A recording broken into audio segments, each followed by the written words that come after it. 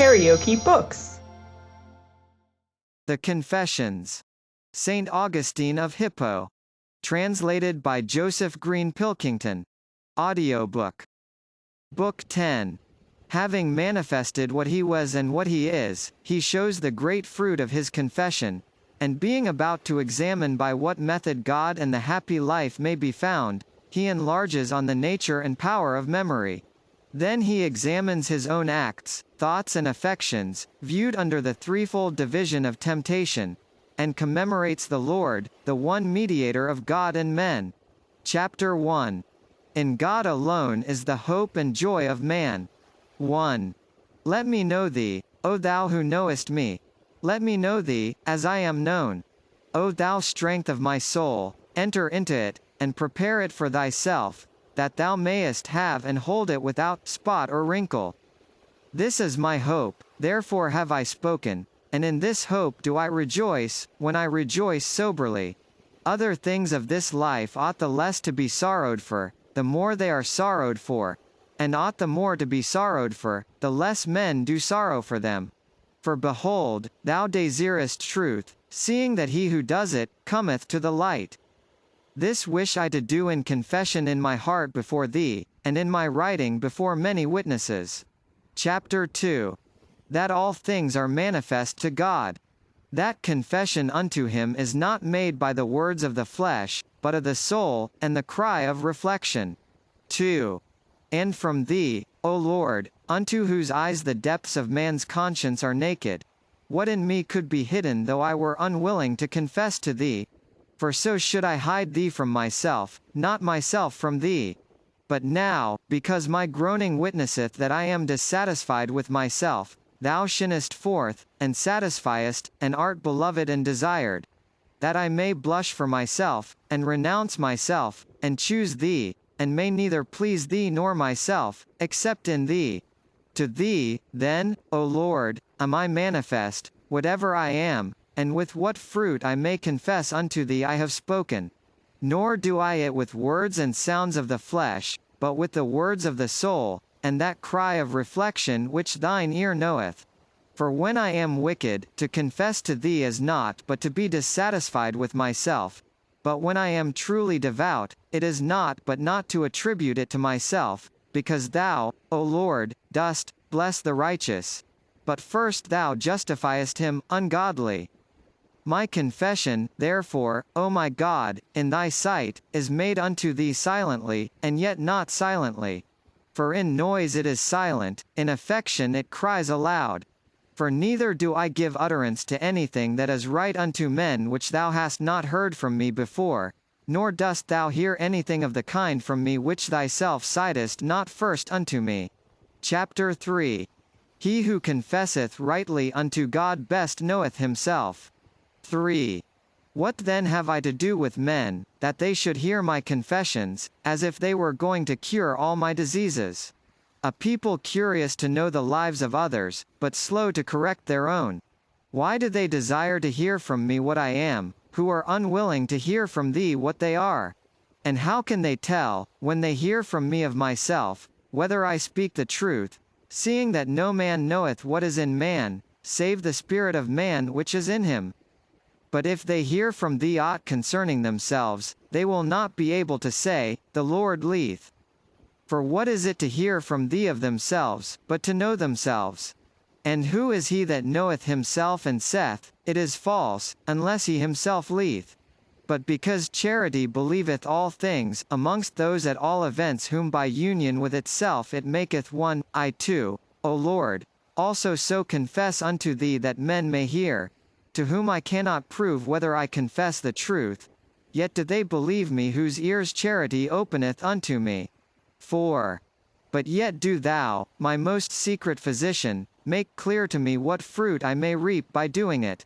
For the confessions of my past sins, which thou hast forgiven, and covered, that thou mightest make me happy in thee, changing my soul by faith and thy sacrament, when they are read and heard, stir up the heart, that it sleep not in despair and say, I cannot, but that it may awake in the love of thy mercy and the sweetness of thy grace, by which he that is weak is strong, if by it he is made conscious of his own weakness. As for the good, they take delight in hearing of the past errors of such as are now freed from them, and they delight, not because they are errors, but because they have been and are so no longer. For what fruit, then, O Lord my God, to whom my conscience maketh her daily confession, more confident in the hope of thy mercy than in her own innocency, for what fruit, I beseech thee, do I confess even to men in thy presence by this book what I am at this time, not what I have been? For that fruit I have both seen and spoken of, but what I am at this time, at the very moment of making my confessions, divers people desire to know, both who knew me and who knew me not, who have heard of or from me, but their ear is not at my heart, where I am whatsoever I am. They are desirous, then, of hearing me confess what I am within, where they can neither stretch eye, nor ear, nor mind. They desire it as those willing to believe, but will they understand? For charity, by which they are good, says unto them that I do not lie in my confessions, and she in them believes me.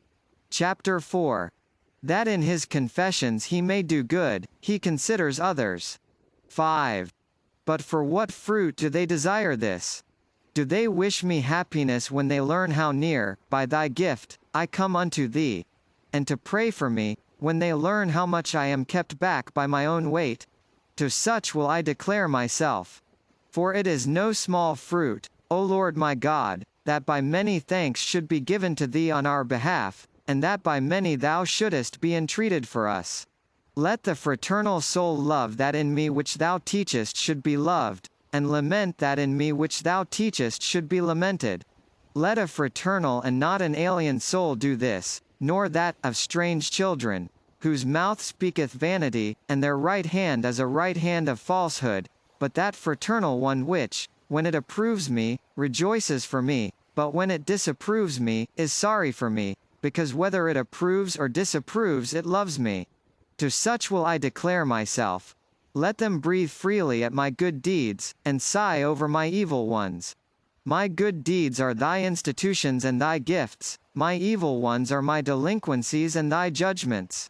Let them breathe freely at the one, and sigh over the other, and let hymns and tears ascend into thy sight out of the fraternal hearts, thy censors. And do thou, O Lord, who talkest delight in the incense of thy holy temple, have mercy upon me according to thy great mercy, for thy name's sake, and on no account leaving what thou hast begun in me, do thou complete what is imperfect in me. 6. This is the fruit of my confessions, not of what I was, but of what I am, that I may confess this not before thee only, in a secret exultation with trembling, and a secret sorrow with hope, but in the ears also of the believing sons of men, partakers of my joy, and sharers of my mortality, my fellow citizens and the companions of my pilgrimage, those who are gone before, and those that are to follow after, and the comrades of my way. These are thy servants, my brethren, those whom thou wishest to be thy sons, my masters, whom thou hast commanded me to serve, if I desire to live with and of thee. But this thy word were little to me did it command in speaking, without going before in acting. This then do I both in deed and word, this I do under thy wings, in too great danger, were it not that my soul, under thy wings, is subject unto thee, and my weakness known unto thee. I am a little one, but my Father liveth forever, and my defender is sufficient for me. For he is the same who begat me and who defends me, and thou thyself art all my good, even thou, the omnipotent, who art with me, and that before I am with thee. To such, therefore, whom thou commandest me to serve will I declare, not what I was, but what I now am, and what I still am. But neither do I judge myself. Thus then I would be heard. Chapter 5. That man knoweth not himself wholly. 7. For it is thou, Lord, that judgest me, for although no man knoweth the things of a man, save the spirit of man which is in him, yet is there something of man which the spirit of man which is in him, itself knoweth not. But thou, Lord, who hast made him, knowest him wholly. I indeed, though in thy sight I despise myself, and reckon myself but dust and ashes, yet know something concerning thee, which I know not concerning myself. And assuredly, now we see through a glass darkly, not yet face to face. So long, therefore, as I be absent from thee, I am more present with myself than with thee, and yet know I that thou canst not suffer violence. But for myself I know not what temptations I am able to resist, and what I am not able. But there is hope, because thou art faithful, who wilt not suffer us to be tempted above that we are able, but wilt with the temptation also make a way to escape, that we may be able to bear it. I would therefore confess what I know concerning myself. I will confess also what I know not concerning myself. And because what I do know of myself, I know by thee enlightening me, and what I know not of myself, so long I know not until the time when my darkness be as the noonday in thy sight. Chapter 6. The love of God, in his nature superior to all creatures, is acquired by the knowledge of the senses and the exercise of reason. 8. Not with uncertain, but with assured consciousness do I love thee, O Lord. Thou hast stricken my heart with thy word, and I loved thee.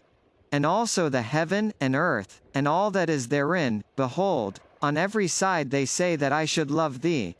Nor do they cease to speak unto all, so that they are without excuse. But more profoundly wilt thou have mercy on whom thou wilt have mercy, and compassion on whom thou wilt have compassion. Otherwise do both heaven and earth tell forth thy praises to deaf ears. But what is it that I love in loving thee? Not corporeal beauty, nor the splendor of time, nor the radiance of the light, so pleasant to our eyes, nor the sweet melodies of songs of all kinds, nor the fragrant smell of flowers, and ointments, and spices, not manna and honey, not limbs pleasant to the embracements of flesh. I love not these things when I love my God, and yet I love a certain kind of light, and sound, and fragrance, and food, and embracement in loving my God, who is the light, sound, fragrance, food, and embracement of my inner man, where that light shineth unto my soul which no place can contain, where that soundeth which time snatcheth not away, where there is a fragrance which no breeze disperseth, where there is a food which no eating can diminish, and where that clingeth which no satiety can sunder. This is what I love, when I love my God. 9. And what is this? I asked the earth, and it answered, I am not he, and whatsoever are therein made the same confession. I asked the sea and the deeps, and the creeping things that lived, and they replied, We are not thy God, seek higher than we. I asked the breezy air, and the universal air with its inhabitants answered, Anaximenes was deceived, I am not God. I asked the heavens, the sun, moon, and stars. Neither, say they, are we the God whom thou seekest. And I answered unto all these things which stand about the door of my flesh, Ye have told me concerning my God, that ye are not he. Tell me something about him. And with a loud voice they exclaimed, He made us. My questioning was my observing of them, and their beauty was their reply. And I directed my thoughts to myself, and said, Who art thou? And I answered, A man. And lo, in me there appear both body and soul, the one without, the other within. By which of these should I seek my God, whom I had sought through the body from earth to heaven, as far as I was able to send messengers, the beams of mine eyes? But the better part is that which is inner, for to it, as both president and judge, did all these my corporeal messengers render the answers of heaven and earth and all things therein, who said, We are not God, but he made us. These things was my inner man cognizant of by the ministry of the outer. I, the inner man, knew all this. I, the soul, through the senses of my body. I asked the vast bulk of the earth of my God, and it answered me, I am not he, but he made me. 10. Is not this beauty visible to all whose senses are unimpaired? Why then doth it not speak the same things unto all? Animals, the very small and the great, see it, but they are unable to question it, because their senses are not endowed with reason to enable them to judge on what they report. But men can question it, so that the invisible things of him are clearly seen, being understood by the things that are made, but by loving them, they are brought into subjection to them, and subjects are not able to judge. Neither do the creatures reply to such as question them, unless they can judge, nor will they alter their voice, that is, their beauty. If so be one man only sees, another both sees and questions, so as to appear one way to this man, and another to that. But appearing the same way to both, it is mute to this, it speaks to that. Yea, verily, it speaks unto all, but they only understand it who compare that voice received from without with the truth within. For the truth declareth unto me, neither heaven, nor earth, nor any body is thy God. This their nature declareth unto him that beholdeth them. They are a mass is less in part than in the whole. Now, O my soul, thou art my better part, unto thee I speak. For thou animatest the mass of thy body, giving it life, which no body furnishes to a body, but thy God is even unto thee the life of life. Chapter 7. That God is to be found neither from the powers of the body nor of the soul. 11. What then is it that I love when I love my God? Who is he that is above the head of my soul? By my soul itself will I mount up unto him. I will soar beyond that power of mine whereby I cling to the body, and fill the whole structure of it with life. Not by that power do I find my God, for then the horse and the mule, which have no understanding, might find him, since it is the same power by which their bodies also live. But there is another power, not that only by which I quicken, but that also by which I endow with sense my flesh, which the Lord hath made for me, bidding the eye not to hear, and the ear not to see, but that, for me to see by, and this, for me to hear by, and to each of the other senses its own proper seat and office, which being different, I, the single mind, do through them govern. I will soar also beyond this power of mine. For this the horse and mule possess, for they too discern through the body. Chapter 8. Of the nature and the amazing power of memory. 12. I will soar, then, beyond this power of my nature also, ascending by degrees unto him who made me. And I enter the fields and roomy chambers of memory, where are the treasures of countless images, imported into it from all manner of things by the senses. There is treasured up whatsoever likewise we think, either by enlarging or diminishing, or by varying in any way whatever those things which the sense hath arrived at. Yea, and whatever else hath been entrusted to it and stored up, which oblivion hath not yet engulfed and buried. When I am in this storehouse, I demand that what I wish should be brought forth, and some things immediately appear. Others require to be longer sought after, and are dragged, as it were, out of some hidden receptacle. Others, again, hurry forth in crowds, and while another thing is sought and inquired for, they leap into view, as if to say, is it not we, perchance? These I drive away with the hand of my heart from before the face of my remembrance, until what I wish be discovered making its appearance out of its secret cell. Other things suggest themselves without effort, and in continuous order, just as they are called for, those in front giving place to those that follow, and in giving place are treasured up again to be forthcoming when I wish it. All of which takes place when I repeat a thing from memory. 13. All these things, each of which entered by its own avenue, are distinctly and under general heads there laid up. As, for example, light, and all colors and forms of bodies, by the eyes. Sounds of all kinds by the ears. All smells by the passage of the nostrils. All flavors by that of the mouth, and by the sensation of the whole body is brought in what is hard or soft, hot or cold, smooth or rough, heavy or light, whether external or internal to the body. All these doth that great receptacle of memory, with its many and indescribable departments, receive, to be recalled and brought forth when required. Each, entering by its own door, is hid up in it. And yet the things themselves do not enter it, but only the images of the things perceived are there ready at hand for thought to recall. And who can tell how these images are formed, notwithstanding that it is evident by which of the senses each has been fetched in and treasured up? For even while I live in darkness and silence, I can bring out colors in memory if I wish, and discern between black and white, and what others I wish. Nor yet do sounds break in and disturb what is drawn in by mine eyes, and which I am considering, seeing that they also are there, and are concealed, laid up, as it were, apart. For these too I can summon if I please, and immediately they appear. And though my tongue be at rest, and my throat silent, yet can I sing as much as I will, and those images of colors, which notwithstanding are there, do not interpose themselves and interrupt when another treasure is under consideration which flowed in through the ears. So the remaining things carried in and heaped up by the other senses, I recall at my pleasure. And I discern the scent of lilies from that of violets while smelling nothing, and I prefer honey to grape syrup, a smooth thing to a rough, though then I neither taste nor handle, but only remember. 14. These things do I within, in that vast chamber of my memory.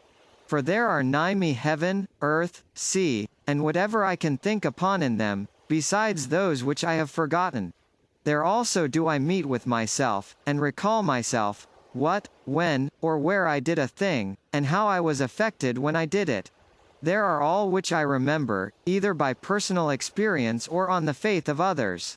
Out of the same supply do I myself with the past construct now this, now that likeness of things, which either I have experienced, or, from having experienced, have believed, and thence again future actions, events, and hopes, and upon all these again do I meditate as if they were present.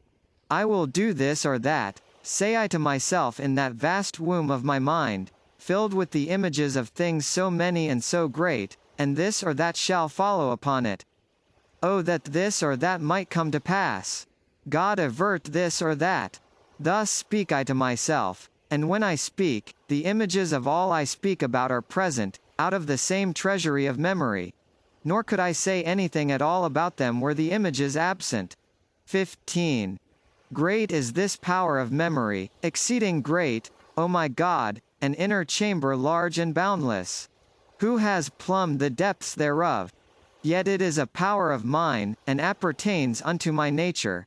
Nor do I myself grasp all that I am. Therefore is the mind too narrow to contain itself. And where should that be which it doth not contain of itself? Is it outside and not in itself? How is it, then, that it doth not grasp itself? A great admiration rises upon me, astonishment seizes me. And men go forth to wonder at the heights of mountains, the huge waves of the sea, the broad flow of the rivers, the extent of the ocean, and the courses of the stars, and omit to wonder at themselves. Nor do they marvel that when I spoke of all these things, I was not looking on them with my eyes, and yet could not speak of them unless those mountains, and waves, and rivers, and stars which I saw, and that ocean which I believe in, I saw inwardly in my memory, and with the same vast spaces between as when I saw them abroad. But I did not by seeing appropriate them when I looked on them with my eyes, nor are the things themselves with me, but their images. And I knew by what corporeal sense each made impression on me. Chapter 9. Not only things, but also literature and images, are taken from the memory, and are brought forth by the act of remembering. 16. And yet are not these all that the illimitable capacity of my memory retains? Here also is all that is apprehended of the liberal sciences, and not yet forgotten, removed as it were into an inner place, which is not a place. Nor are they the images which are retained, but the things themselves. For what is literature, what skill in disputation, whatsoever I know of all the many kinds of questions there are, is so in my memory, as that I have not taken in the image and left the thing without, or that it should have sounded and passed away like a voice imprinted on the ear by that trace, whereby it might be recorded, as though it sounded when it no longer did so, or as an odor while it passes away, and vanishes into wind, affects the sense of smell, whence it conveys the image of itself into the memory, which we realize in recollecting, or like food, which assuredly in the belly hath now no taste, and yet hath a kind of taste in the memory, or like anything that is by touching felt by the body, and which even when removed from us is imagined by the memory. For these things themselves are not put into it, but the images of them only are caught up, with a marvelous quickness, and laid up, as it were, in most wonderful garners, and wonderfully brought forth when we remember. Chapter 10. Literature is not introduced to the memory through the senses, but is brought forth from its more secret places. 17. But truly when I hear that there are three kinds of questions, whether a thing is, what it is, of what kind it is, I do indeed hold fast the images of the sounds of which these words are composed, and I know that those sounds passed through the air with a noise, and now are not. But the things themselves which are signified by these sounds I never arrived at by any sense of the body, nor ever perceived them otherwise than by my mind. And in my memory have I laid up not their images, but themselves, which, how they entered into me, let them tell if they are able. For I examine all the gates of my flesh, but find not by which of them they entered. For the eyes say, if they were colored, we announced them. The ears say, if they sounded, we gave notice of them. The nostrils say, if they smell, they passed in by us. The sense of taste says, if they have no flavor, ask not me. The touch says, if it have not body, I handled it not, and if I never handled it, I gave no notice of it. Whence and how did these things enter into my memory? I know not how. For when I learned them, I gave not credit to the heart of another man, but perceived them in my own, and I approved them as true, and committed them to it, laying them up, as it were, whence I might fetch them when I willed. There, then, they were, even before I learned them, but were not in my memory. Where were they, then, or wherefore, when they were spoken, did I acknowledge them, and say, so it is true, unless as being already in the memory, though so put back and concealed, as it were, in more secret caverns, that had they not been drawn forth by the advice of another I would not, perchance, have been able to conceive of them? Chapter 11. What it is to learn and to think. 18. Wherefore we find that to learn these things, whose images we drink not in by our senses, but perceive within as they are by themselves, without images, is nothing else but by meditation as it were to concentrate, and by observing to take care that those notions which the memory did before contain scattered and confused, be laid up at hand, as it were, in that same memory, where before they lay concealed, scattered and neglected, and so the more easily present themselves to the mind well accustomed to observe them.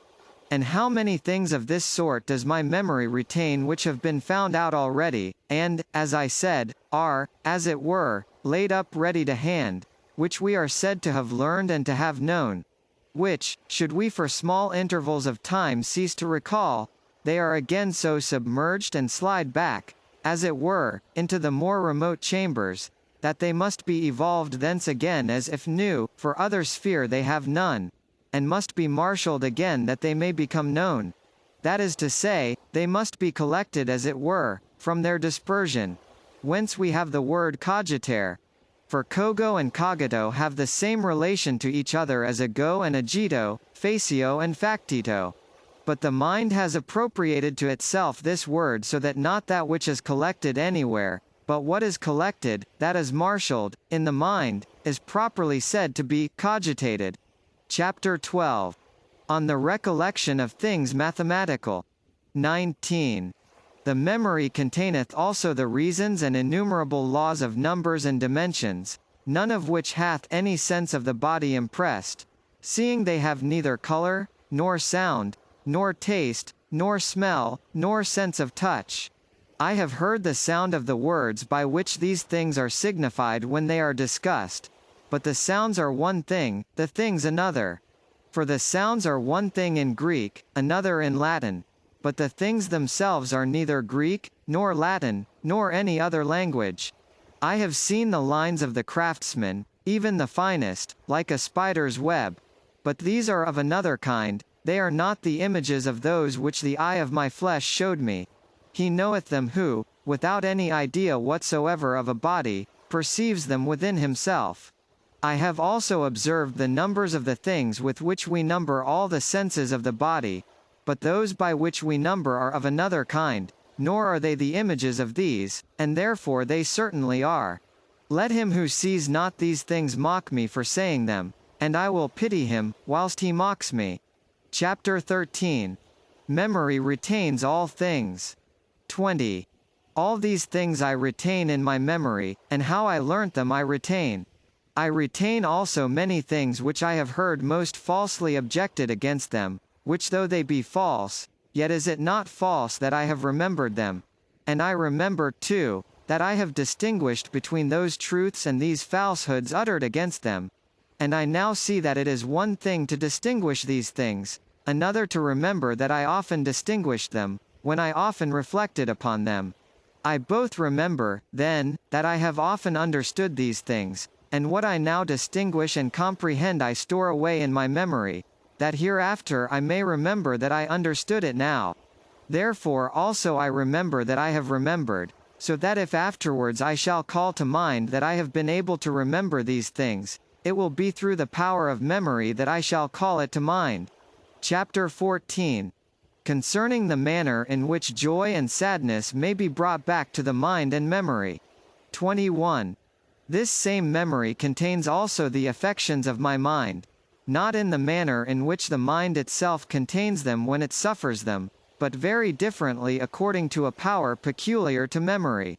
For without being joyous, I remember myself to have had joy, and without being sad, I call to mind my past sadness, and that of which I was once afraid, I remember without fear, and without desire recall a former desire.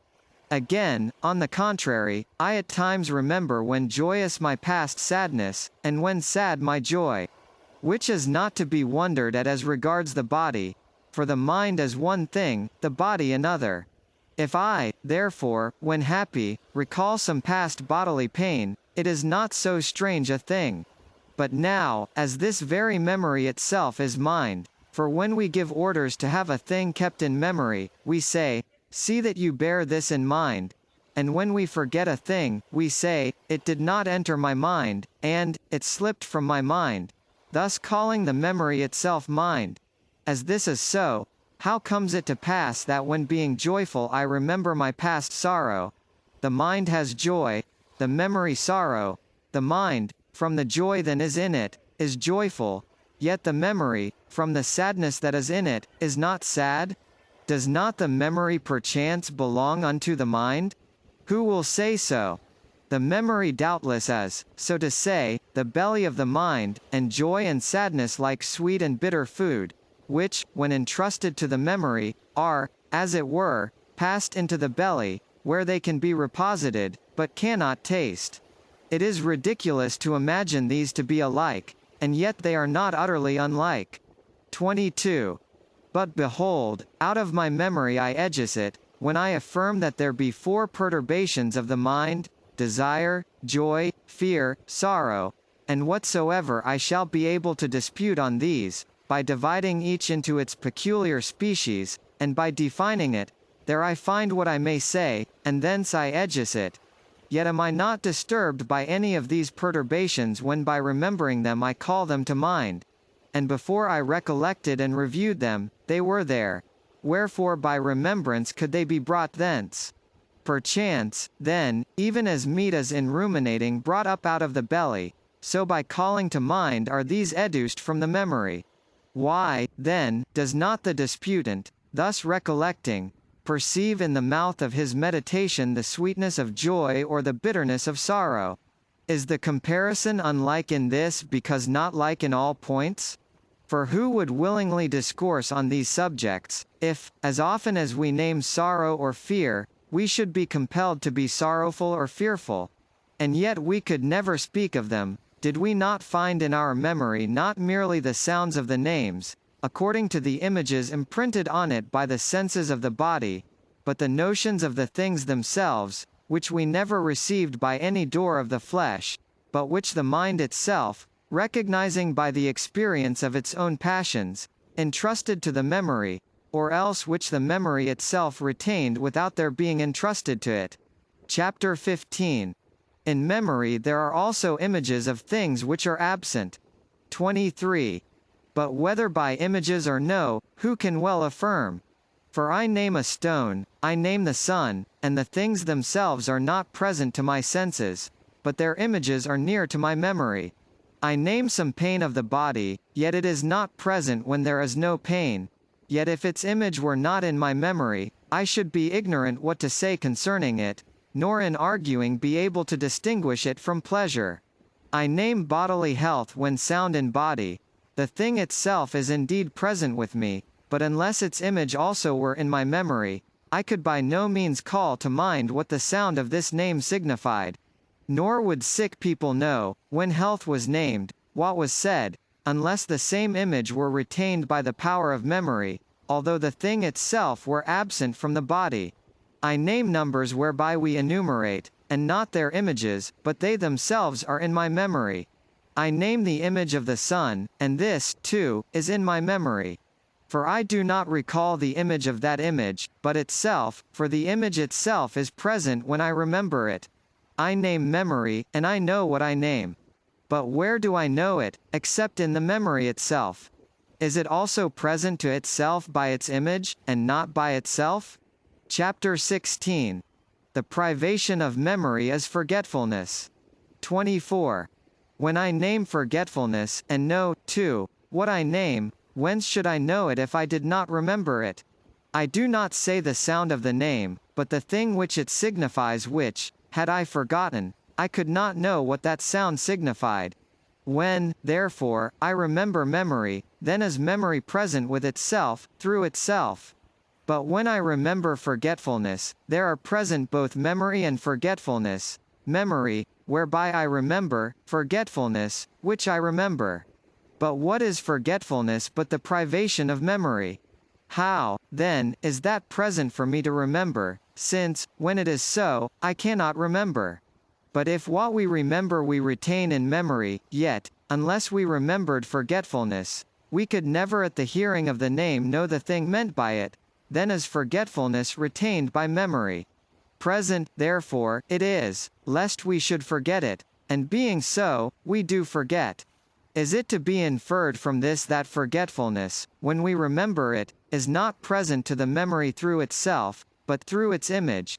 Because, were forgetfulness present through itself, it would not lead us to remember, but to forget? Who will now investigate this? Who shall understand how it is? 25. Truly, O Lord, I labor therein, and labor in myself. I am become a troublesome soil that requires overmuch labor. For we are not now searching out the tracts of heaven, or measuring the distances of the stars, or inquiring about the weight of the earth. It is I myself, I, the mind, who remember. It is not much to be wondered at, if what I myself am not be far from me. But what is nearer to me than myself? And, behold, I am not able to comprehend the force of my own memory, though I cannot name myself without it. For what shall I say when it is plain to me that I remember forgetfulness? Shall I affirm that which I remember is not in my memory? Or shall I say that forgetfulness is in my memory with the view of my not forgetting? Both of these are most absurd. What third view is there? How can I assert that the image of forgetfulness is retained by my memory, and not forgetfulness itself, when I remember it? And how can I assert this, seeing that when the image of anything is imprinted on the memory, the thing itself must of necessity be present first by which that image may be imprinted? For thus do I remember Carthage, thus, all the places to which I have been, thus, the faces of men whom I have seen, and things reported by the other senses. Thus, the health or sickness of the body. For when these objects were present, my memory received images from them, which, when they were present, I might gaze on and reconsider in my mind, as I remembered them when they were absent. If, therefore, forgetfulness is retained in the memory through its image, and not through itself, then itself was once present, that its image might be taken. But when it was present, how did it write its image on the memory, seeing that forgetfulness by its presence blots out even what it finds already noted. And yet, in whatever way, though it be incomprehensible and inexplicable, yet most certain I am that I remember also forgetfulness itself, whereby what we do remember is blotted out. Chapter 17. God cannot be attained unto by the power of memory, which beasts and birds possess. 26. Great is the power of memory, very wonderful is it, O my God, a profound and infinite manifoldness. And this thing is the mind, and this I myself am. What then am I, O my God? Of what nature am I? A life various and manifold, and exceeding vast. Behold, in the numberless fields, and caves, and caverns of my memory, full without number of numberless kinds of things, either through images, as all bodies are, or by the presence of the things themselves, as are the arts, or by some notion or observation, as the affections of the mind are, which, even though the mind doth not suffer, the memory retains, while whatsoever is in the memory is also in the mind. Through all these do I run to and fro, and fly. I penetrate on this side and that, as far as I am able, and nowhere is there an end. So great is the power of memory, so great the power of life in man, whose life is mortal. What then shall I do, O thou my true life, my God? I will pass even beyond this power of mine which is called memory. I will pass beyond it, that I may proceed to thee, O thou sweet light. What sayest thou to me? Behold, I am soaring by my mind towards thee who remain st above me. I will also pass beyond this power of mine which is called memory, wishful to reach thee whence thou canst be reached, and to cleave unto thee whence it is possible to cleave unto thee. For even beasts and birds possess memory, else could they never find their lairs and nests again, nor many other things to which they are used. Neither indeed could they become used to anything, but by their memory. I will pass, then, beyond memory also, that I may reach him who has separated me from the four-footed beasts and the fowls of the air, making me wiser than they. I will pass beyond memory also, but where shall I find thee, O thou truly good and assured sweetness? But where shall I find thee? If I find thee without memory, then am I unmindful of thee. And how now shall I find thee, if I do not remember thee? Chapter 18. A thing when lost could not be found unless it were retained in the memory. 27. For the woman who lost her drachma, and searched for it with a lamp, unless she had remembered it, would never have found it. For when it was found, whence could she know whether it were the same, had she not remembered it? I remember to have lost and found many things, and this I know thereby, that when I was searching for any of them, and was asked, Is this it? Is that it? I answered, No, until such time as that which I sought were offered to me. Which had I not remembered, whatever it were, though it were offered me, yet would I not find it, because I could not recognize it. And thus it is always, when we search for and find anything that is lost. Notwithstanding, if anything be by accident lost from the sight, not from the memory, as any visible body, the image of it is retained within, and is searched for until it be restored to sight, and when it is found, it is recognized by the image which is within. Nor do we say that we have found what we had lost unless we recognize it, nor can we recognize it unless we remember it. But this, though lost to the sight, was retained in the memory. Chapter 19. What it is to remember. 28. But how is it when the memory itself loses anything, as it happens when we forget anything and try to recall it? Where finally do we search, but in the memory itself?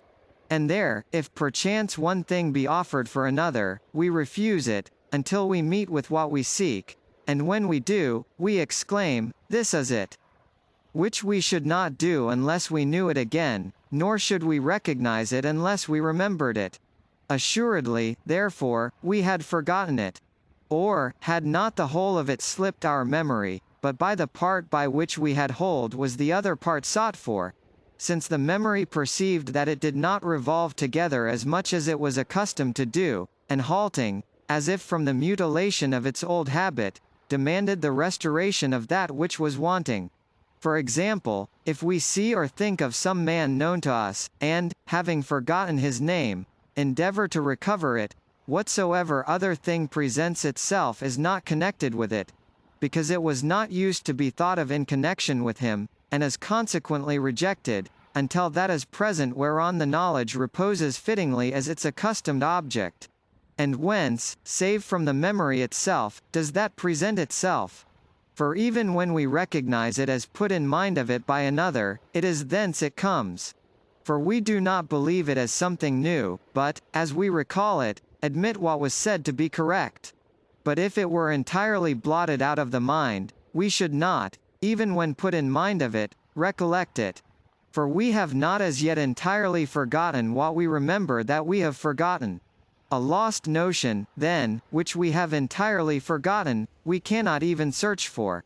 Chapter 20. We should not seek for God and the happy life unless we had known it. 29. How, then, do I seek thee, O Lord? For when I seek thee, my God, I seek a happy life. I will seek thee, that my soul may live. For my body liveth by my soul, and my soul liveth by thee. How, then, do I seek a happy life, seeing that it is not mine till I can say, it is enough, in that place where I ought to say it? How do I seek it? Is it by remembrance, as though I had forgotten it, knowing too that I had forgotten it? Or, longing to learn it as a thing unknown, which either I had never known, or had so forgotten it as not even to remember that I had forgotten it? Is not a happy life the thing that all desire, and is there any one who altogether desires it not? But where did they acquire the knowledge of it, that they so desire it? Where have they seen it, that they so love it? Truly we have it, but how I know not. Yea, there is another way in which, when any one hath it, he is happy, and some there be that are happy in hope. These have it in an inferior kind to those that are happy in fact, and yet are they better off than they who are happy neither in fact nor in hope. And even these, had they it not in some way, would not so much desire to be happy, which that they do desire is most certain. How they come to know it, I cannot tell, but they have it by some kind of knowledge unknown to me, who am in much doubt as to whether it be in the memory. For if it be there, then have we been happy once, whether all individually, or as in that man who first sinned, in whom also we all died, and from whom we are all born with misery, I do not now ask, but I ask whether the happy life be in the memory? For did we not know it, we should not love it. We hear the name, and we all acknowledge that we desire the thing, for we are not delighted with the sound only. For when a Greek hears it spoken in Latin, he does not feel delighted, for he knows not what is spoken, but we are delighted, as he too would be if he heard it in Greek, because the thing itself is neither Greek nor Latin, which Greeks and Latins, and men of all other tongues, long so earnestly to obtain. It is then known unto all, and could they with one voice be asked whether they wished to be happy, without doubt they would all answer that they would. And this could not be unless the thing itself, of which it is the name, were retained in their memory. Chapter 21. How a happy life may be retained in the memory. 30. But is it so as one who has seen Carthage remembers it? No. For a happy life is not visible to the eye, because it is not a body. Is it, then, as we remember numbers? No. For he that hath these in his knowledge strives not to attain further, but a happy life we have in our knowledge, and, therefore, do we love it, while yet we wish further to attain it that we may be happy. Is it, then, as we remember eloquence? No.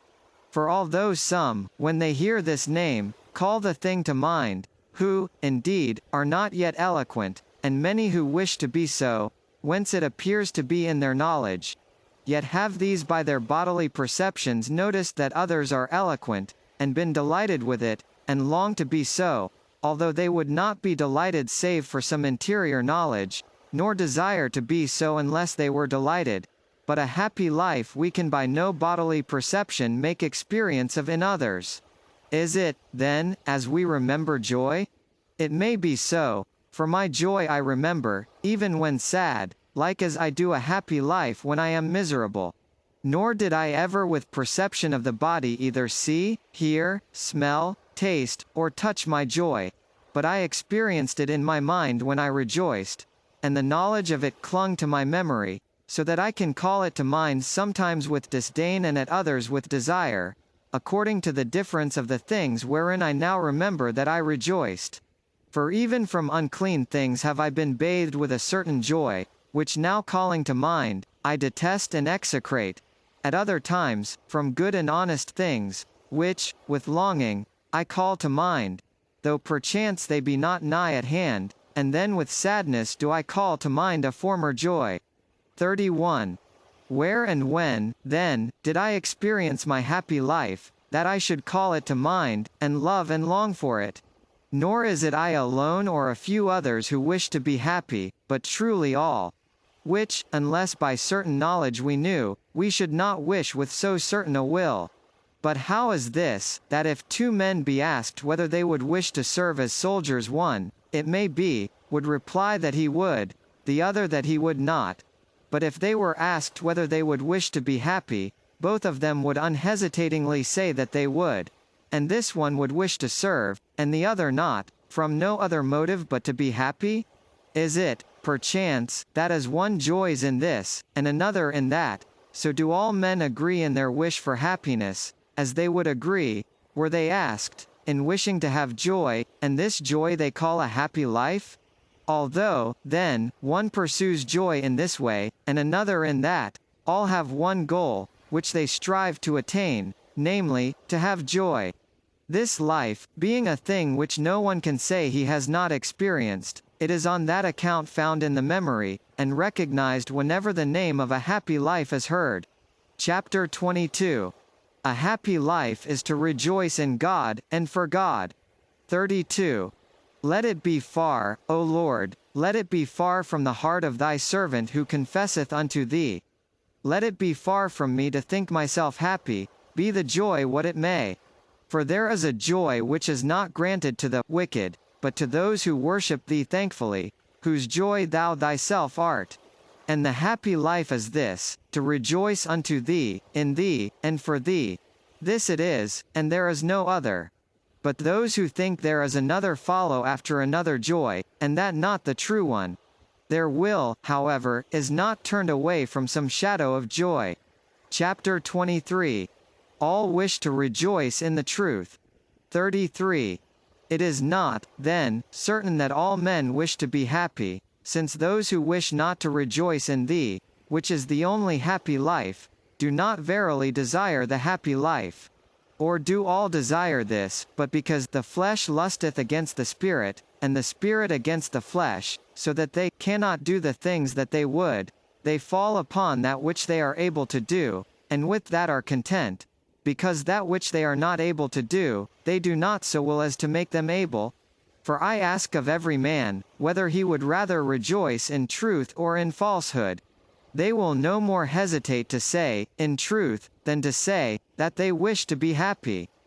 For a happy life is joy in the truth. For this is joy in thee, who art the truth, O God, my light, the health of my countenance, and my God. All wish for this happy life. This life do all wish for, which is the only happy one. Joy in the truth do all wish for. I have had experience of many who wished to deceive, but not one who wished to be deceived. Where, then, did they know this happy life, save where they knew also the truth? For they love it, too, since they would not be deceived. And when they love a happy life, which is not else but joy in the truth, assuredly they love also the truth, which yet they would not love were there not some knowledge of it in the memory. Wherefore, then, do they not rejoice in it? Why are they not happy? Because they are more entirely occupied with other things which rather make them miserable, than that which would make them happy, which they remember so little of. For there is yet a little light in men. Let them walk, that the darkness seize them not. 34. Why, then, doth truth beget hatred, and that man of thine, preaching the truth become an enemy unto them? whereas a happy life is loved, which is naught else but joy in the truth, unless that truth is loved in such a sort as that those who love aught else wish that to be the truth which they love, and, as they are willing to be deceived, are unwilling to be convinced that they are so. Therefore do they hate the truth for the sake of that thing which they love instead of the truth. They love truth when she shines on them, and hate her when she rebukes them. For, because they are not willing to be deceived, and wish to deceive, they love her when she reveals herself, and hate her when she reveals them. On that account shall she so requite them, that those who were unwilling to be discovered by her she both discovers against their will, and discovers not herself unto them. Thus, truly thus doth the human mind, so blind and sick, so base and unseemly, desire to lie concealed, but wishes not that anything should be concealed from it. But the opposite is rendered unto it, that itself is not concealed from the truth, but the truth is concealed from it. Yet, even while thus wretched, it prefers to rejoice in truth rather than in falsehood. Happy then will it be, when, no trouble intervening, it shall rejoice in that only truth by whom all things else are true. Chapter 24. He who finds truth, finds God. 35. Behold how I have enlarged in my memory seeking thee, O Lord, and out of it have I not found thee. Nor have I found aught concerning thee, but what I have retained in memory from the time I learned thee. For from the time I learned thee have I never forgotten thee. For where I found truth, there found I my God, who is the truth itself, which from the time I learned it have I not forgotten. And thus since the time I learned thee, thou abidest in my memory, and there do I find thee whensoever I call thee to remembrance, and delight in thee. These are my holy delights, which thou hast bestowed upon me in thy mercy, having respect unto my poverty. Chapter 25. He is glad that God dwells in his memory. 36. But where in my memory abidest thou, O Lord, where dost thou there abide? What manner of chamber hast thou there formed for thyself? What sort of sanctuary hast thou erected for thyself? Thou hast granted this honor to my memory, to take up thy abode in it, but in what quarter of it thou abidest, I am considering. For in calling thee to mind, I soared beyond those parts of it which the beasts also possess, since I found thee not there amongst the images of corporeal things. And I arrived at those parts where I had committed the affections of my mind, nor there did I find thee. And I entered into the very seat of my mind, which it has in my memory, since the mind remembers itself also, nor wert thou there. For as thou art not a bodily image, nor the affection of a living creature, as when we rejoice, condole, desire, fear, remember, forget, or aught of the kind, so neither art thou the mind itself, because thou art the Lord God of the mind.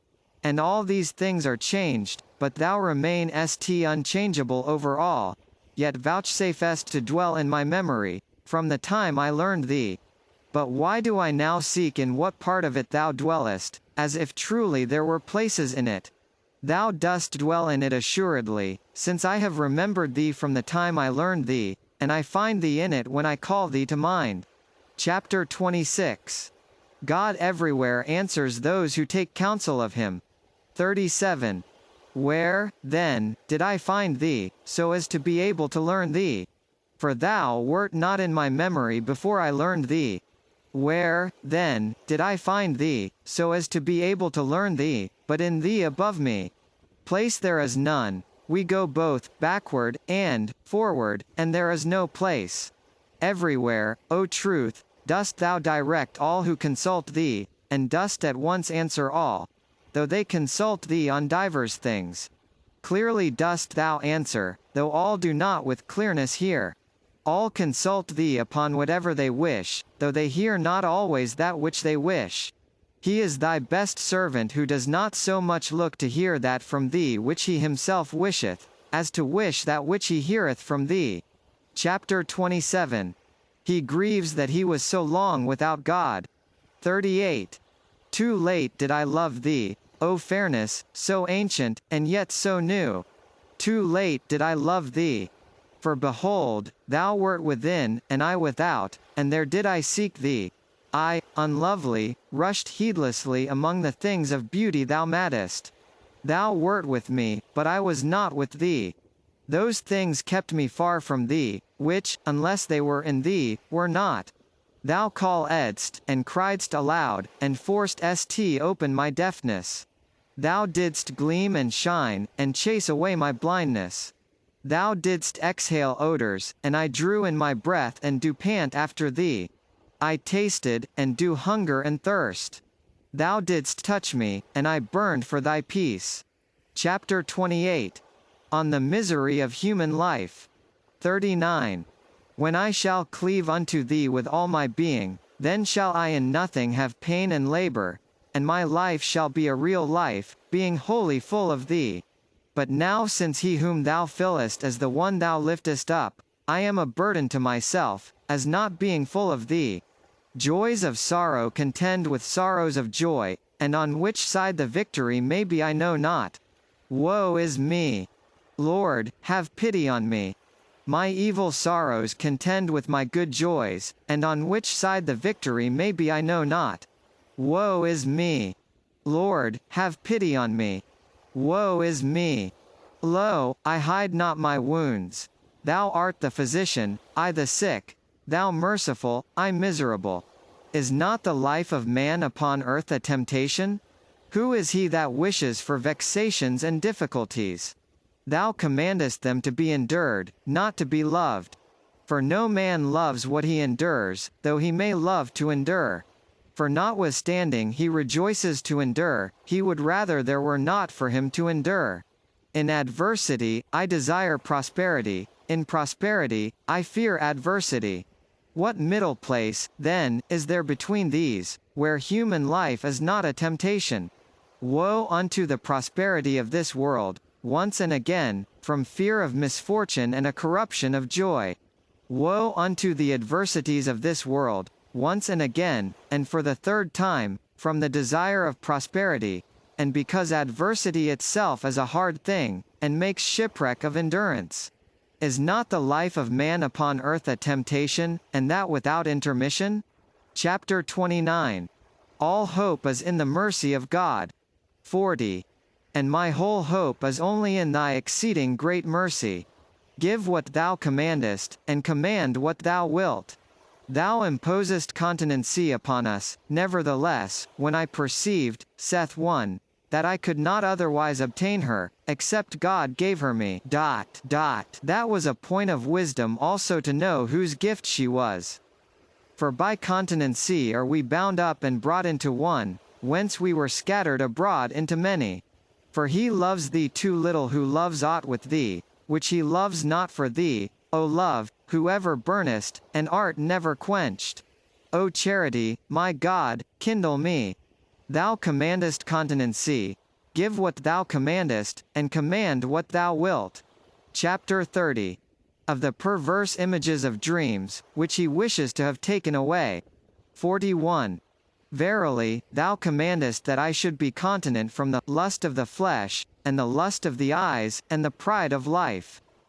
Thou hast commanded me to abstain from concubinage, and as to marriage itself, thou hast advised something better than thou hast allowed. And because thou didst give it, it was done, and that before I became a dispenser of thy sacrament.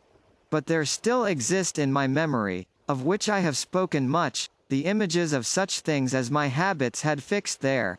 And these rush into my thoughts, though strengthless, when I am awake, but in sleep they do so not only so as to give pleasure, but even to obtain consent, and what very nearly resembles reality. Yea, to such an extent prevails the illusion of the image, both in my soul and in my flesh, that the false persuade me, when sleeping, unto that which the true are not able when waking.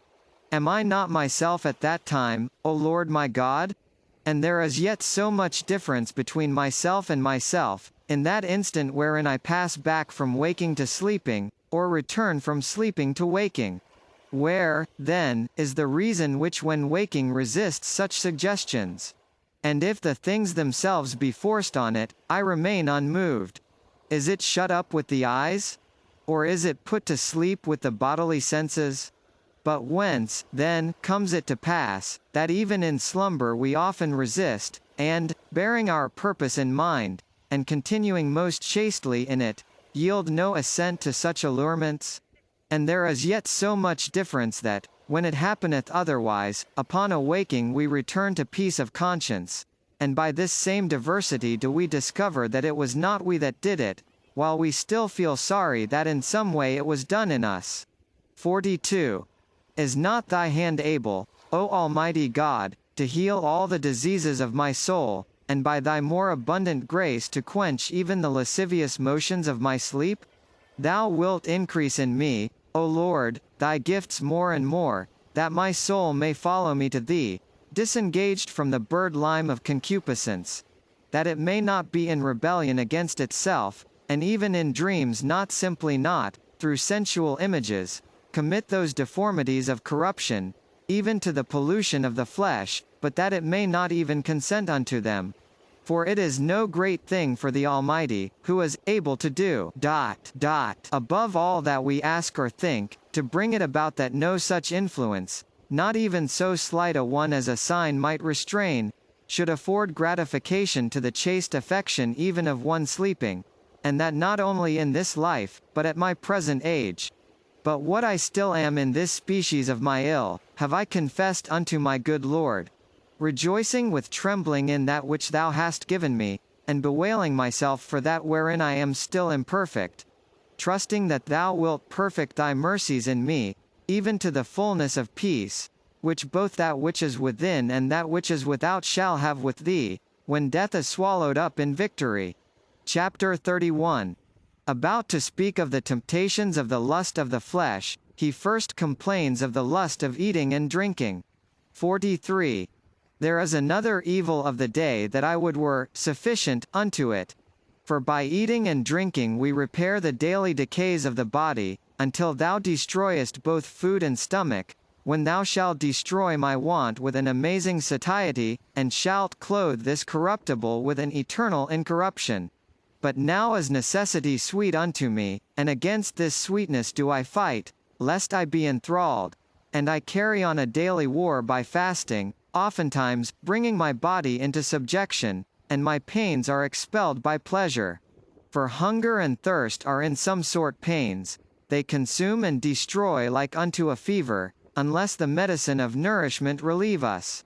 The which, since it is at hand through the comfort we receive of thy gifts, with which land and water and air serve our infirmity, our calamity is called pleasure. 44. This much hast thou taught me, that I should bring myself to take food as medicine. But during the time that I am passing from the uneasiness of want to the calmness of satiety, even in the very passage doth that snare of concupiscence lie in wait for me. For the passage itself is pleasure, nor is there any other way of passing thither, whither necessity compels us to pass. And whereas health is the reason of eating and drinking, there joineth itself as an handmaid a perilous delight, which mostly tries to precede it, in order that I may do for her sake what I say I do, or desire to do, for health's sake. Nor have both the same limit, for what is sufficient for health is too little for pleasure. And oftentimes it is doubtful whether it be the necessary care of the body which still asks nourishment, or whether a sensual snare of desire offers its ministry. In this uncertainty does my unhappy soul rejoice, and therein prepares an excuse as a defense, glad that it doth not appear what may be sufficient for the moderation of health, that so under the pretence of health it may conceal the business of pleasure. These temptations do I daily endeavor to resist, and I summon thy right hand to my help, and refer my excitements to thee, because as yet I have no resolve in this matter. 45. I hear the voice of my God commanding, let not your hearts be overcharged with surfeiting and drunkenness. Drunkenness, it is far from me. Thou wilt have mercy, that it approach not near unto me. But, surfeiting, sometimes creepeth upon thy servant. Thou wilt have mercy, that it may be far from me. For no man can be continent unless thou give it. Many things which we pray for dost thou give us, and what good soever we receive before we prayed for it, do we receive from thee, and that we might afterwards know this did we receive it from thee. Drunkard was I never, but I have known drunkards to be made sober men by thee. Thy doing, then, was it, that they who never were such might not be so, as from thee it was that they who have been so heretofore might not remain so always. And from thee, too was it, that both might know from whom it was. I heard another voice of thine, Go not after thy lusts, but refrain thyself from thine appetites. And by thy favour have I heard this saying likewise, which I have much delighted in, Neither if we eat, are we the better, neither if we eat not, are we the worse, which is to say, that neither shall the one make me to abound, nor the other to be wretched. I heard also another voice, for I have learned, in whatsoever state I am, therewith to be content. I know both how to be abased, and I know how to abound. I can do all things through Christ which strengtheneth me. Lo! A soldier of the celestial camp, not dust as we are. But remember, O Lord, that we are dust, and that of dust thou hast created man, and he was lost, and is found. Nor could he do this of his own power, seeing that he whom I so loved, saying these things through the afflatus of thy inspiration, was of that same dust. I can, saith he, do all things through him which strengtheneth me. Strengthen me, that I may be able. Give what thou commandest, and command what thou wilt. He confesses to have received, and when he glorieth in the Lord. Another have I heard entreating that he might receive, Take from me, saith he, the greediness of the belly, by which it appeareth, O my holy God, that thou givest when what thou commandest to be done is done. 46. Thou hast taught me, good Father, that unto the pure all things are pure, but it is evil for that man who eateth with offence, and that every creature of thine is good, and nothing to be refused, if it be received with thanksgiving, and that meat commendeth us not to God, and that no man should judge us in meat or in drink, and that he that eateth, let him not despise him that eateth not, and let not him that eateth not judge him that eateth. These things have I learned, thanks and praise be unto thee, O my God and Master, who dost knock at my ears and enlighten my heart. Deliver me out of all temptation. It is not the uncleanness of meat that I fear, but the uncleanness of lusting. I know that permission was granted unto Noah to eat every kind of flesh that was good for food, that Elias was fed with flesh, that John, endued with a wonderful abstinence, was not polluted by the living creatures, that is, the locusts, which he fed on. I know, too, that Esau was deceived by a longing for lentiles, and that David took blame to himself for desiring water, and that our king was tempted not by flesh but bread. And the people in the wilderness, therefore, also deserved reproof, not because they desired flesh, but because, in their desire for food, they murmured against the Lord. 47. Placed, then, in the midst of these temptations, I strive daily against longing for food and drink. For it is not of such a nature as that I am able to resolve to cut it off once for all, and not touch it afterwards, as I was able to do with concubinage. The bridle of the throat, therefore, is to be held in the mean of slackness and tightness. And who, O Lord, is he who is not in some degree carried away beyond the bounds of necessity? Whoever he is great. Let him magnify thy name. But I am not such a one, for I am a sinful man. Yet do I also magnify thy name, and he who hath overcome the world, maketh intercession to thee for my sins, accounting me among the feeble members of his body, because thine eyes saw that of him which was imperfect, and in thy book all shall be written. Chapter 32. Of the charms of perfumes which are more easily overcome. 48. With the attractions of odors I am not much troubled. When absent I do not seek them, when present I do not refuse them, and am prepared ever to be without them. At any rate thus I appear to myself. Perchance I am deceived. For that also is a lamentable darkness wherein my capacity that is in me is concealed, so that my mind, making inquiry into herself concerning her own powers, ventures not readily to credit herself. because that which is already in it is, for the most part, concealed, unless experience reveal it. And no man ought to feel secure in this life, the whole of which is called a temptation, that he, who could be made better from worse, may not also from better be made worse. Our sole hope, our sole confidence, our sole assured promise, is thy mercy. Chapter 33. He overcame the pleasures of the ear, although in the church he frequently delighted in the song, not in the things sung. 49.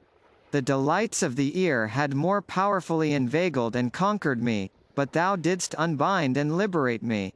Now, in those airs which thy words breathe soul into, when sung with a sweet and trained voice, do I somewhat repose.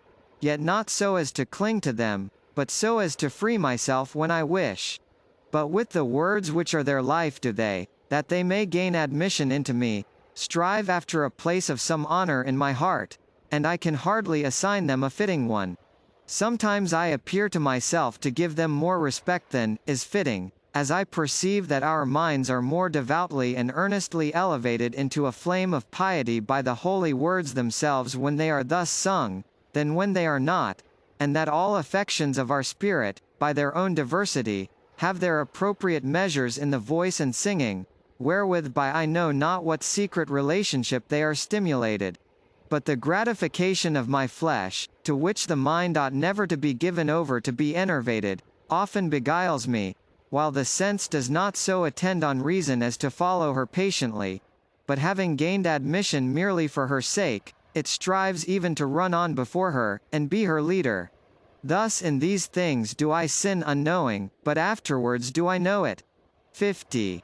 Sometimes, again, avoiding very earnestly this same deception, I err out of too great preciseness, and sometimes so much as to desire that every air of the pleasant songs to which David's Psalter is often used, be banished both from my ears and those of the church itself, and that way seemed unto me safer, which I remembered to have been often related to me of Athanasius, Bishop of Alexandria, who obliged the reader of the psalm to give utterance to it with so slight an inflection of voice, that it was more like speaking than singing.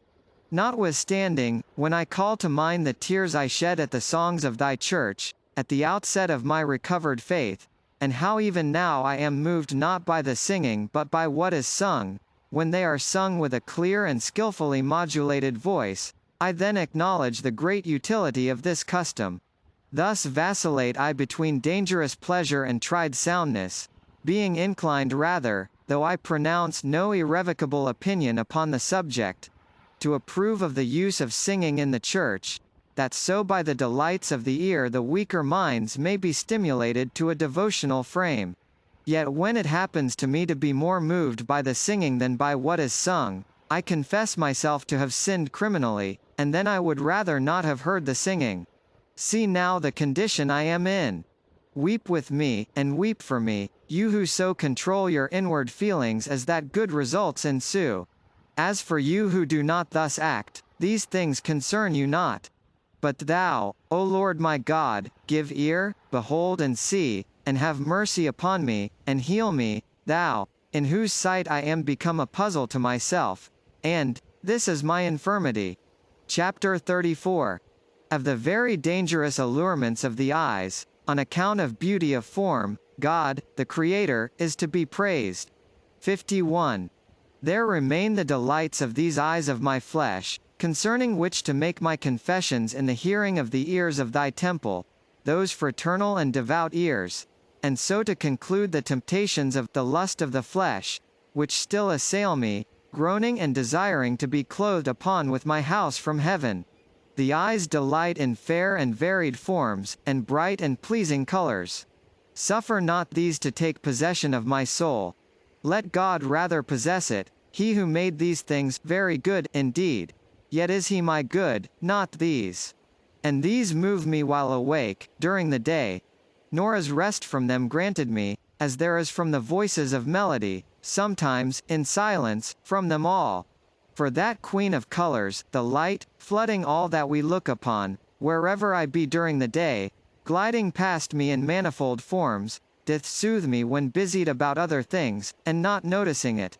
and so strongly doth it insinuate itself, that if it be suddenly withdrawn it is looked for longingly, and if long absent doth sadden the mind. 52.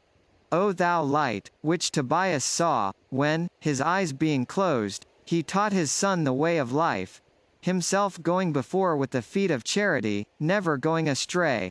Or that which Isaac saw, when his fleshly eyes were dim, so that he could not see, by reason of old age, it was permitted him, not knowingly to bless his sons, but in blessing them to know them. Or that which Jacob saw, when he too, blind through great age, with an enlightened heart, in the persons of his own sons, threw light upon the races of the future people, presignified in them, and laid his hands, mystically crossed, upon his grandchildren by Joseph, not as their father, looking outwardly, corrected them, but as he himself distinguished them. This is the light, the only one, and all those who see and love it are one. But that corporeal light of which I was speaking seasoneth the life of the world for her blind lovers, with a tempting and fatal sweetness. But they who know how to praise thee for it, O God, the world's great architect, take it up in thy hymn, and are not taken up with it in their sleep. Such desire I to be. I resist seductions of the eyes, lest my feet with which I advance on thy way be entangled.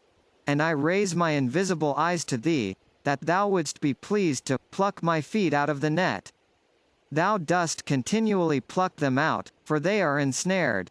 Thou never ceasest to pluck them out, but I constantly remain fast in the snares set all around me, because thou, that keepest Israel, shall neither slumber nor sleep. 53.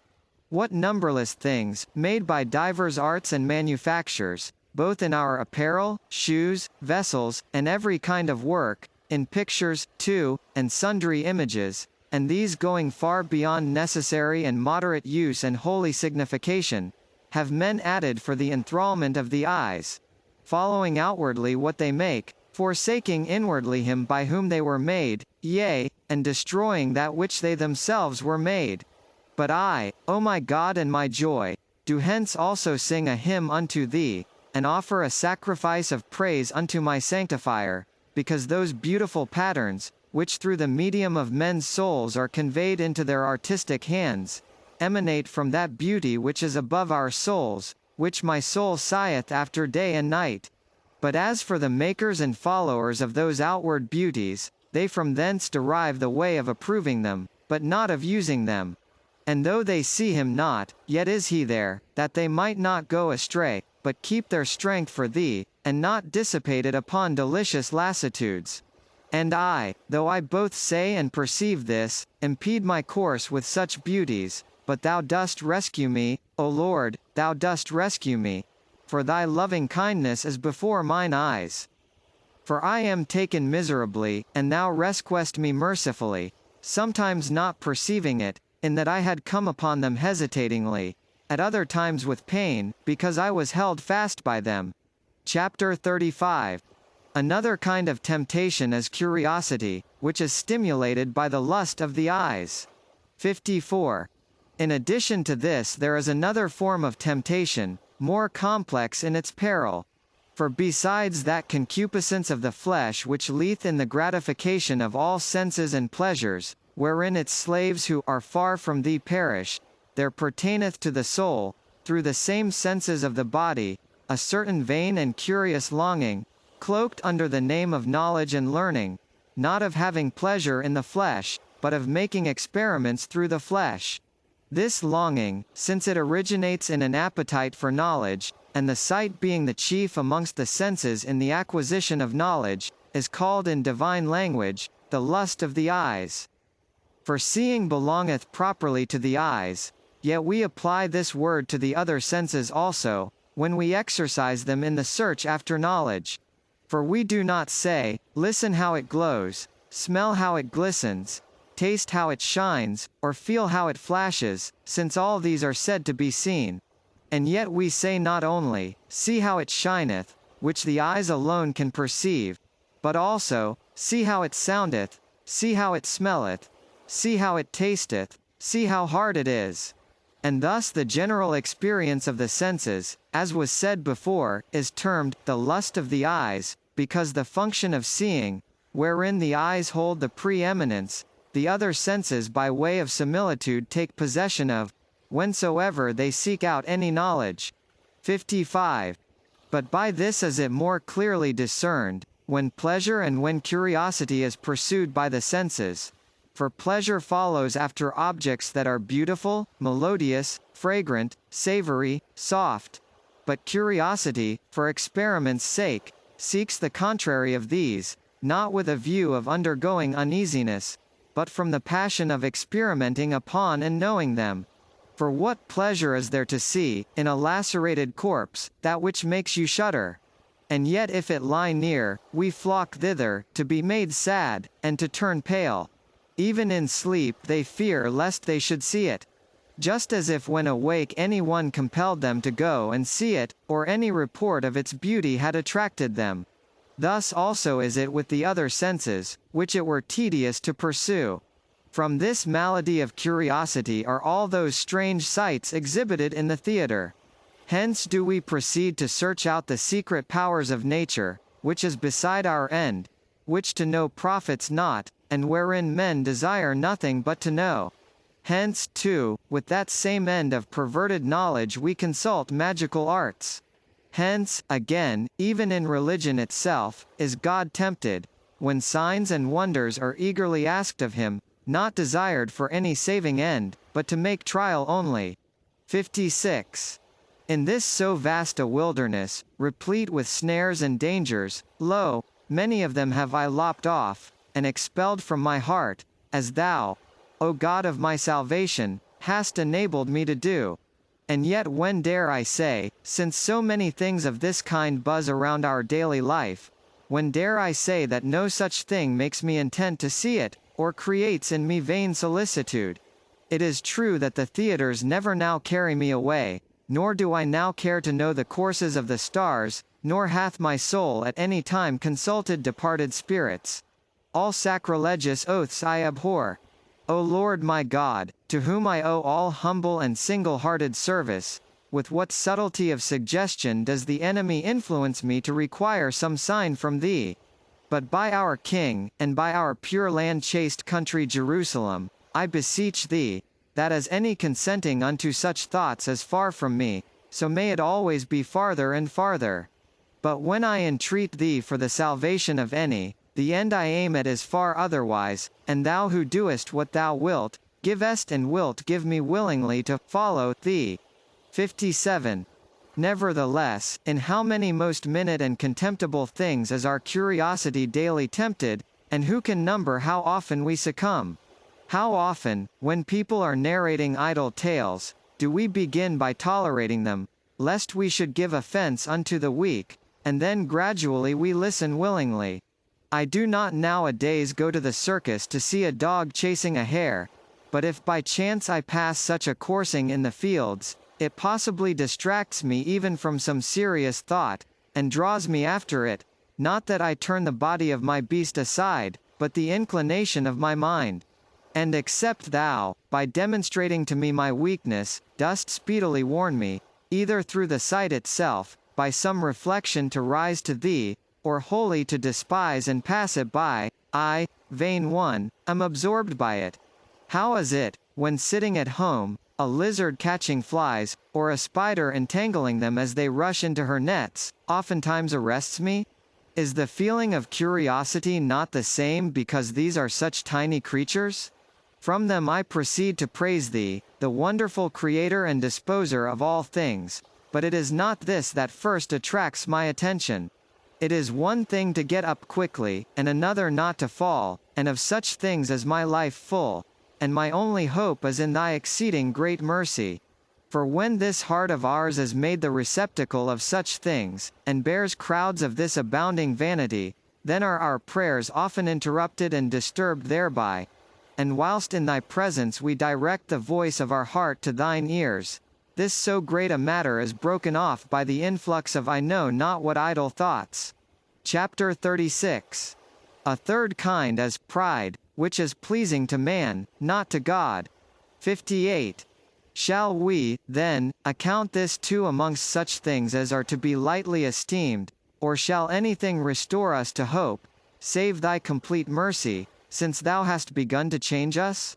And thou knowest to what extent thou hast already changed me, thou who first healest me of the lust of vindicating myself, that so thou mightest forgive all my remaining iniquities, and heal all my diseases, and redeem my life from corruption, and crown me with loving kindness and tender mercies, and satisfy my desire with good things, who didst restrain my pride with thy fear, and subdue my neck to thy yoke.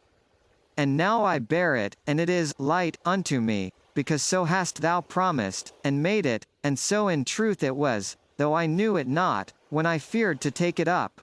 But, O Lord, thou who alone reignest without pride, because thou art the only true Lord, who hast no Lord, hath this third kind of temptation left me, or can it leave me during this life?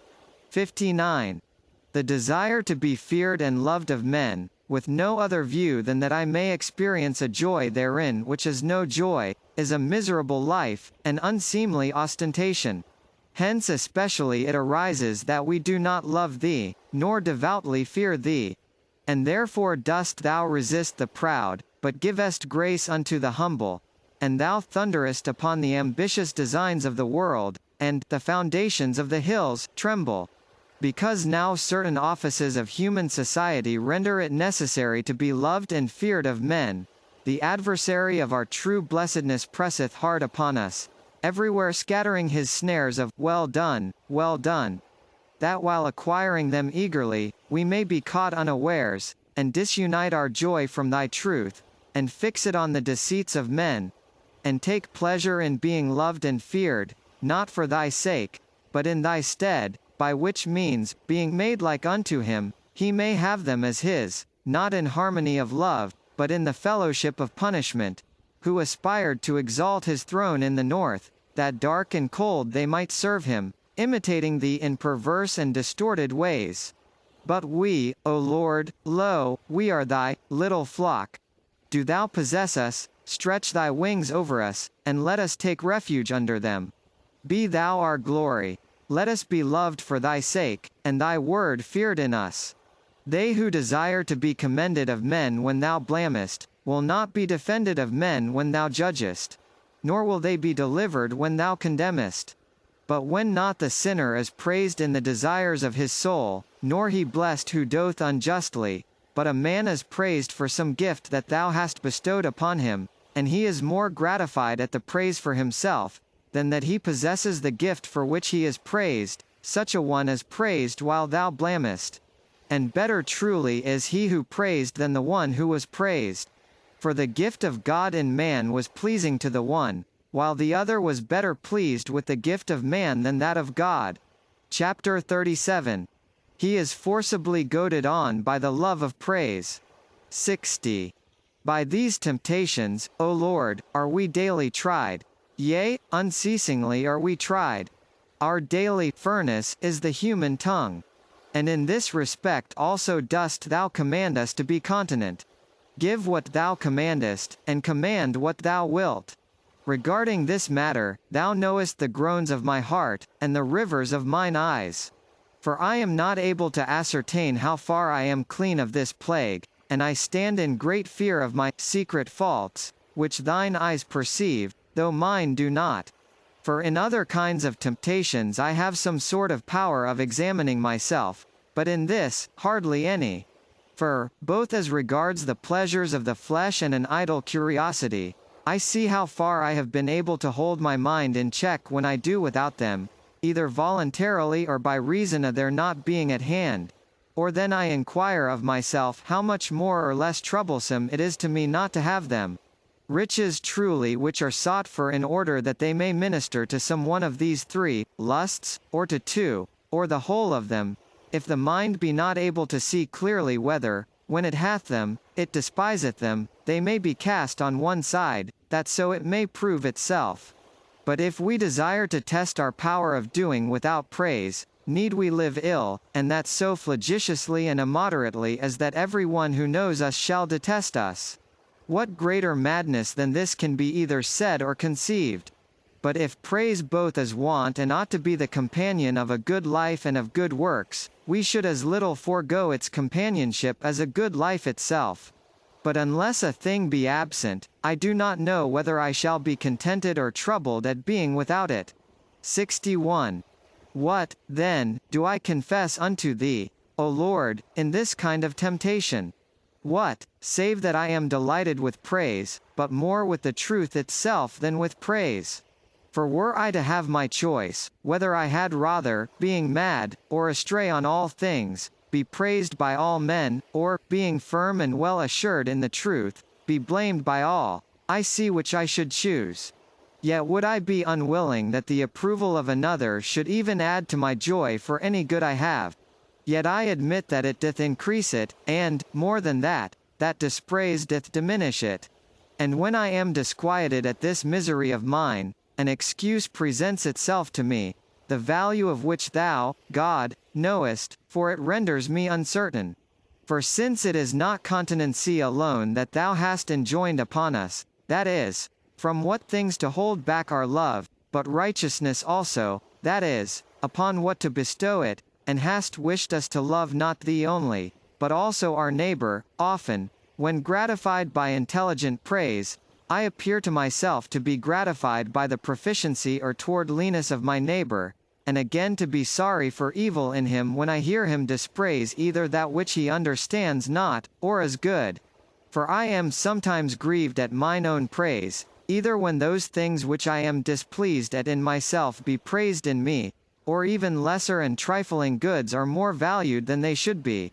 But, again, how do I know whether I am thus affected, because I am unwilling that he who praiseth me should differ from me concerning myself, not as being moved with consideration for him, but because the same good things which please me in myself are more pleasing to me when they also please another? For, in a sort, I am not praised when my judgment of myself is not praised, since either those things which are displeasing to me are praised, or those more so which are less pleasing to me. Am I then uncertain of myself in this matter? 62.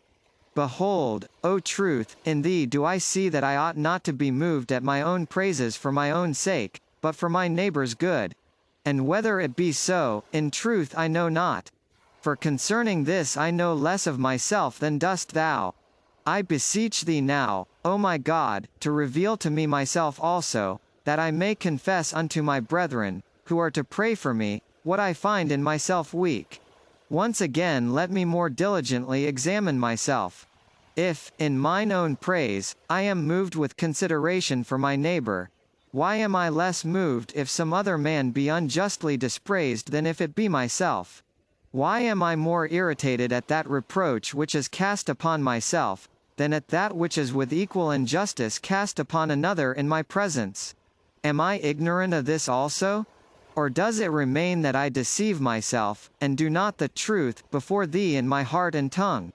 Put such madness far from me, O Lord, lest my mouth be to me the oil of sinners, to anoint my head. Chapter 38. Vain glory is the highest danger. 63. I am poor and needy, yet better am I while in secret groanings I displease myself, and seek for thy mercy, until what is lacking in me be renewed and made complete, even up to that peace of which the eye of the proud is ignorant. Yet the word which proceedeth out of the mouth, and actions known to men, have a most dangerous temptation from the love of praise, which, for the establishing of a certain excellency of our own, gathers together solicited suffrages. It tempts, even when within I reprove myself for it, on the very ground that it is reproved. And often man glories more vainly of the very scorn of vain glory. Wherefore it is not any longer scorn of vain glory whereof it glories, for he does not truly contemn it when he inwardly glories. Chapter 39. Of the vice of those who, while pleasing themselves, displease God. 64. Within is another evil, arising out of the same kind of temptation, whereby they become empty who please themselves in themselves, although they please not, or displease, or aim at pleasing others. But in pleasing themselves, they much displease thee, not merely taking pleasure in things not good as if they were good, but in thy good things as though they were their own, or even as if in thine, yet as though of their own merits, or even as if though of thy grace, yet not with friendly rejoicings, but as envying that grace to others. In all these and similar perils and labors thou perceivest the trembling of my heart, and I rather feel my wounds to be cured by thee than not inflicted by me. Chapter 40. The only safe resting place for the soul is to be found in God. 65. Where hast thou not accompanied me, O truth, teaching me both what to avoid and what to desire, when I submitted to thee what I could perceive of sublunary things, and asked thy counsel? With my external senses, as I could, I viewed the world, and noted the life which my body derives from me, and these my senses. Thence I advanced inwardly into the recesses of my memory, the manifold rooms, wondrously full of multitudinous wealth, and I considered and was afraid, and could discern none of these things without thee, and found none of them to be thee. Nor was I myself the discoverer of these things, I, who went over them all, and labored to distinguish and to value everything according to its dignity, accepting some things upon the report of my senses, and questioning about others which I felt to be mixed up with myself, distinguishing and numbering the reporters themselves, and in the vast storehouse of my memory investigating some things, laying up others, taking out others. Neither was I myself when I did this, that is, that ability of mine whereby I did it, nor was it thou, for thou art that never-failing light which I took counsel of as to them all, whether they were what they were, and what was their worth, and I heard thee teaching and commanding me. And this I do often. This is a delight to me, and, as far as I can get relief from necessary duties, to this gratification do I resort. Nor in all these which I review when consulting thee, find I a secure place for my soul, save in thee, into whom my scattered members may be gathered together, and nothing of me depart from thee. And sometimes thou dost introduce me to a most rare affection, inwardly, to an inexplicable sweetness, which, if it should be perfected in me, I know not to what point that life might not arrive. But by these wretched weights of mine do I relapse into these things, and am sucked in by my old customs, and am held, and sorrow much, yet am much held. To such an extent does the burden of habit press us down. In this way I can be, but will not, in that I will, but cannot, on both ways miserable. Chapter 41. Having conquered his triple desire, he arrives at salvation. 66. And thus have I reflected upon the wearinesses of my sins, in that threefold lust, and have invoked thy right hand to my aid. For with a wounded heart have I seen thy brightness, and being beaten back I exclaimed, who can attain unto it? I am cut off from before thine eyes.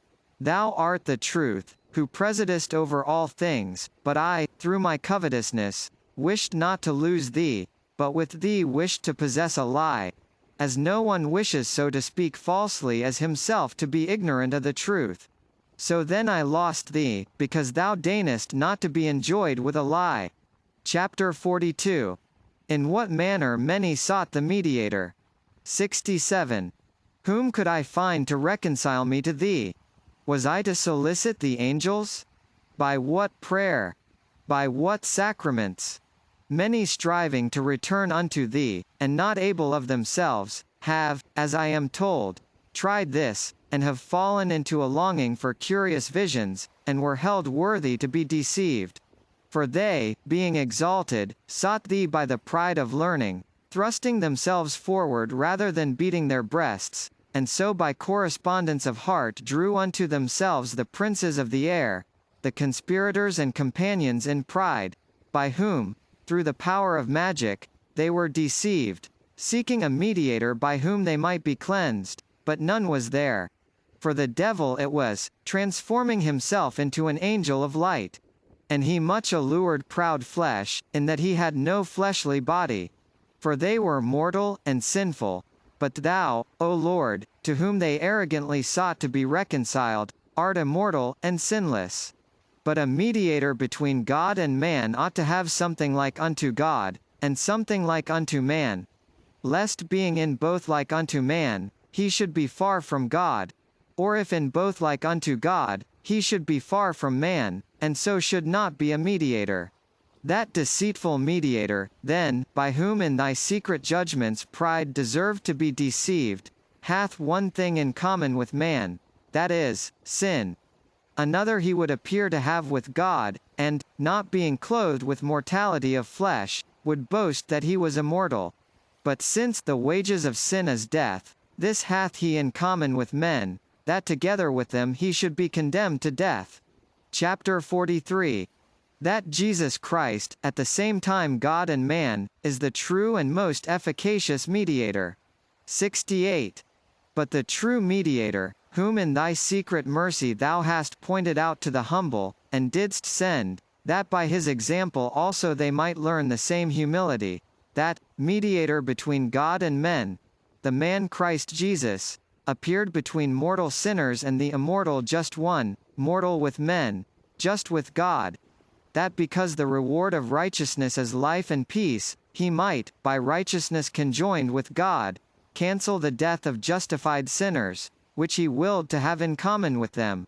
Hence he was pointed out to holy men of old, to the intent that they, through faith in his passion to come, even as we through faith in that which is past, might be saved. For as man he was mediator, but as the Word he was not between, because equal to God, and God with God, and together with the Holy Spirit one God. 69. How hast thou loved us, O good Father, who spa read st not thine only Son, but deliveredst him up for us wicked ones? How hast thou loved us, for whom he, who thought it no robbery to be equal with thee, became obedient unto death, even the death of the cross, he alone, free among the dead, that had power to lay down his life, and power to take it again. For us was he unto thee both victor and victim, and the victor as being the victim. For us was he unto thee both priest and sacrifice, and priest as being the sacrifice. Of slaves making us thy sons, by being born of thee, and serving us. Rightly, then, is my hope strongly fixed on him, that thou wilt heal all my diseases by him who sitteth at thy right hand and maketh intercession for us. Else should I utterly despair. For numerous and great are my infirmities, yea, numerous and great are they, but thy medicine is greater. We might think that thy word was removed from union with man, and despair of ourselves had he not been made flesh and dwelt among us. 70. Terrified by my sins and the load of my misery, I had resolved in my heart, and meditated flight into the wilderness. But thou didst forbid me, and didst strengthen me, saying, Therefore, Christ died for all, that they which live should not henceforth live unto themselves, but unto him which died for them. Behold, O Lord, I cast my care upon thee, that I may live, and, behold wondrous things out of thy law. Thou knowest my unskillfulness and my infirmities. Teach me, and heal me. Thine only Son, he, in whom are hid all the treasures of wisdom and knowledge, hath redeemed me with his blood. Let not the proud speak evil of me, because I consider my ransom, and eat and drink, and distribute, and poor, desire to be satisfied from him, together with those who eat and are satisfied, and they praise the Lord that seek him. KaraokeBooks.